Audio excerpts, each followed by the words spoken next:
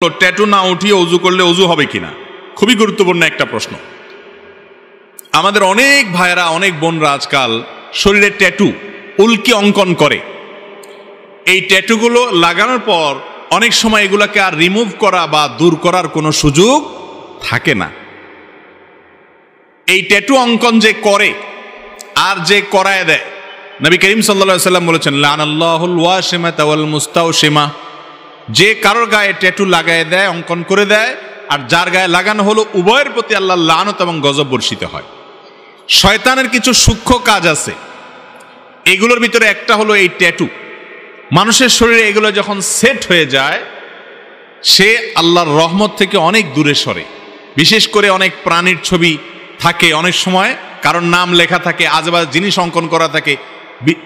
আপনার পশ্চিমা দেশের মানুষগুলোর গায়ে, বিভিন্ন ফুটবলারদের গায়ে আপনারা দেখেন এখানে ট্যাটু, হাঁটুতে ট্যাটু, গালে ট্যাটু, বুকে ট্যাটু, পুরো শরীরে অঙ্কন করে কি করে। আপনাদের কাছে কেমন লাগে জানি না, আমার দিকে তাকাইলে তো আমার কাছে বান্দর বান্দর মনে হয়।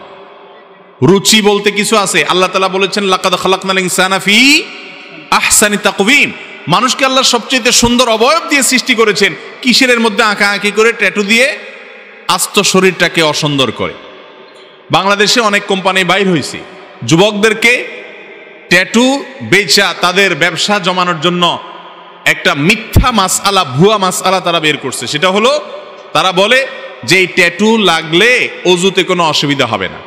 ট্যাটু যদি শরীরে কেউ লাগায়, নিজের ত্বকের উপরে আলাদা আবরণ সৃষ্টি হলে সেখানে যতই পানি দেন আপনি, অজু হবে না। অনেক ভাইরা আছেন, অনেক বোনেরা আছেন, না বুঝা লাগাইছেন, এখন বলে হুজুর কি করব, দূর করারও কোনো সুযোগ নাই।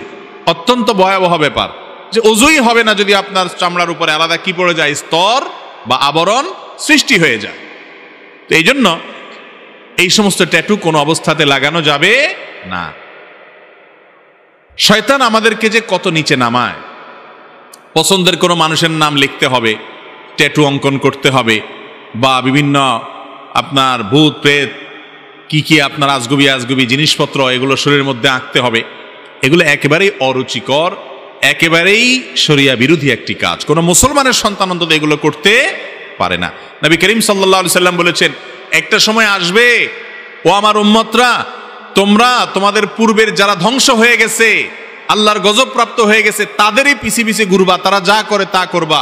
শিবরান বিশিবরিন ওয়া যিরাআন বিযিরাইন, তারা এক বিগত গেলে তোমরা এক বিগত যাবা, তারা এক হাত গেলে তোমরা এক হাত যাবা, হুবহু তাদের অনুকরণ করবা। তারা হলো ইহুদি এবং খ্রিস্টান।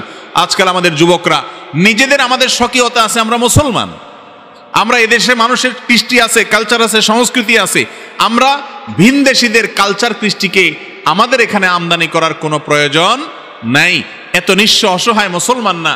ইসলামে কোনো কিছুর অভাব নাই। বিনোদন করবেন, আনন্দ করবেন, নিজের স্ত্রীকে ভালোবাসা পেশ করবেন, বৈধ প্রেম, বৈধ ভালোবাসা, হালাল ভালোবাসাতে আপনি এনজয় করবেন, সকল ব্যবস্থা আছে।